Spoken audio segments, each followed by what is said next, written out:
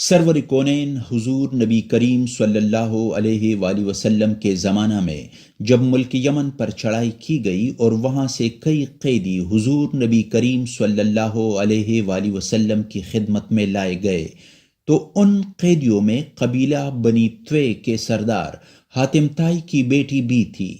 جب ان قیدیوں کے متعلق فیصلہ کرنے کے لیے حضور نبی کریم صلی اللہ علیہ وآلہ وسلم نے مجلس بلائی تو حاتم طائی کی بیٹی نے حضور نبی کریم صلی اللہ علیہ وآلہ وسلم سے کہا کہ میں بنی طوے کے سردار حاتم طائی کی بیٹی ہوں اور میرا باپ اپنی سخاوت میں بے مثل تھا، کوئی سائل میرے باپ کے دروازے سے خالی نہ لوٹتا تھا۔ حضور نبی کریم صلی اللہ علیہ وآلہ وسلم نے جب اس لڑکی کی گفتگو سنی تو فرمایا کہ یہ تمام صفات مسلمانوں کی ہے۔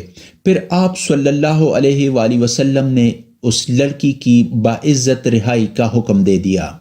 وہ لڑکی آزاد کر دی گئی۔ اس لڑکی نے کہا کہ میں اس آزادی پر راضی نہیں کہ میں تو آزاد ہو جاؤں مگر میرے قبیلے کے دیگر لوگ قید ہوں۔ حضور نبی کریم صلی اللہ علیہ وآلہ وسلم نے جب اس لڑکی کی بات سنی تو فرمایا کہ تمام قیدیوں کو رہا کرو، اور پھر وہ تمام قیدی باعزت واپس ملک یمن روانہ ہو گئے۔